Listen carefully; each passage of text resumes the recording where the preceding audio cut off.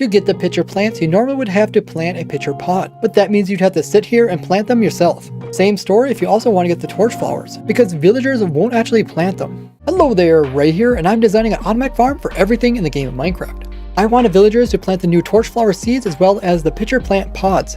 So I made a bug report for Minecraft saying villagers should be able to plant these new seeds, and Mojang actually added it into the game. So I updated my farms right away to have villagers do all the boring planting. It works by collecting the stuff in the chest by having a hopper point into that, and then above it we're going to have our dirt where we're going to grow the crops on. Then on these two sides here we're going to have dispensers which are going to be bone milling it. We'll have the composter for the villager to be a farmer over here. Then we're going to place in a slab over here which will eventually hold the water. Then we're going to place in a block that is going to be holding the repeater, which is going to send a redstone signal to a piston, which is originally coming from this observer clock with two observers pointing into each other. We're going to place in a full block here with the redstone, and this is going to send the signal down to both these dispensers. Each dispenser is going to be fed with bone meal using some hoppers, as well as some chests which you can use to store the bone meal. And this is where you put the bone meal, or you can get it automatically put in by using my bone meal farm. I have a whole playlist of them, but I would recommend using my moss one. And with them connected, it will make this farm infinitely automatic.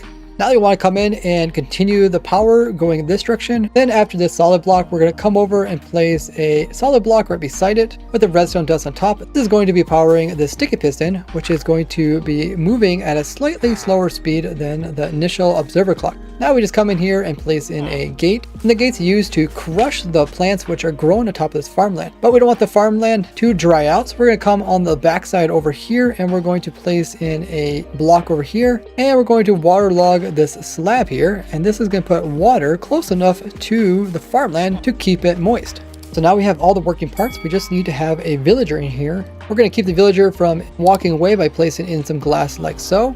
We're also going to place some glass in the corners here so the items don't clip through, and we're also going to use this side to let the villager come in.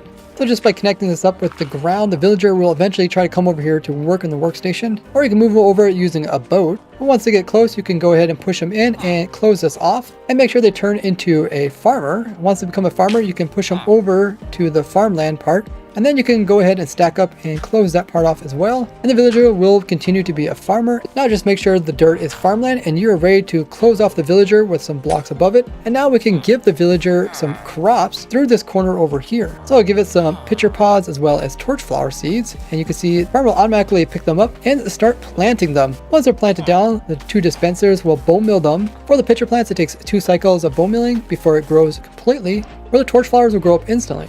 Now we can go ahead and clean up the blocks that we placed in here, as well as the dirt block here and here. Now we can check the chest here to see all the items it's producing. Once in a while, the farmer will plant a pod a bit late and the piston will break it off, but it's quite rare. As you see, the villager almost did a whole stack and only missed one. And unlike before where I had a design for each of the different plants, here this guy can actually do both types in the same setup, which is great if you're trying to make an infinitely automatic farm for both torchflowers and pitcher plants, because you can hook this farm up directly up to my sniffer farm, where sniffers will sit down and sniff out one of the 2 different types of seeds, which get collected by this water here, sent all the way to the end here, and eventually get collected by the burrow. But you could send this water stream directly to the villager, where he would automatically convert them into plants. Now see how I design an automatic farm for every item in the game of Minecraft with this playlist here. If you're able to support my crazy goals, I do have a Patreon. If not, just leave a like or share this with another Minecrafter. Thank you for watching. I'll see you in the next one. Bye bye.